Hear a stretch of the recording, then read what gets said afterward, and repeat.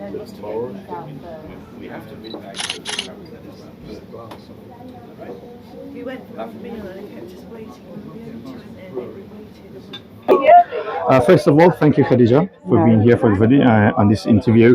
How you found the panel? Like, you mentioned different things from Islamophobia to, the importance of secularism.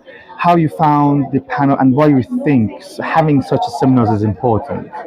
I think it's a very important panel discussion, and to discuss the role of secularism when we are discussing Islamophobia. It's very important because secularism is all about separation between state and religion, whereas Islamophobia is a term that has been used to ring fence an religious ideology.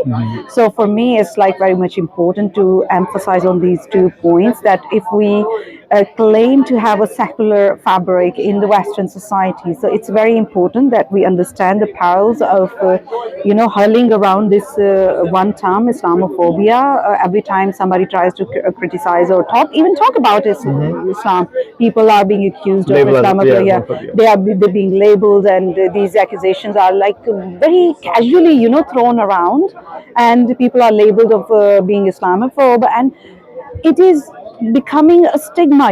People feel like they have been stigmatized when they are being called Islamophobe or being accused of Islamophobia. Then they feel like they are stigmatized, and that's the reason that they try to avoid discussing anything related to Islam and Muslims, because they believe that it's like it will bring this label again as an accusation against them. So that's why they don't want to talk about it. Precisely. And I've been watching many of your videos, like you've been invited to different TV channels, interviews and stuff. How you evaluate the importance of the women's role in fighting for secularism and to overcome Islamism, specifically in the West. I'm talking about Europe and North America. I believe that secularism is the prerequisite for women's rights. If there is no secularism, you cannot protect women's rights, because wherever is there religious influence resides in power corridor, we see that women's rights are snubbed, suppressed, women are oppressed, they are not given their right place in the society. So if you want to protect women, and women want to protect their own rights, they have to advocate for the secularism. It's very much essential, for a society where they are treated as human beings, as with dignity.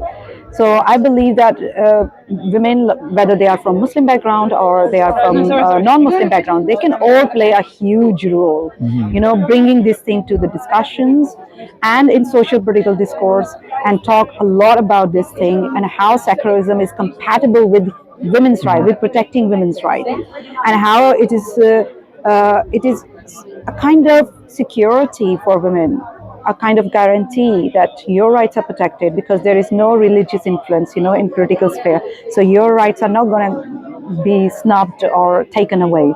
So I believe that we have to have a secular society in order to protect not only women's rights, everyone's right. Even religious people's rights are protected in secular society. If you go to religiously inspired or religiously influenced societies, you see the religious people are the first victims of religious fundamentalism.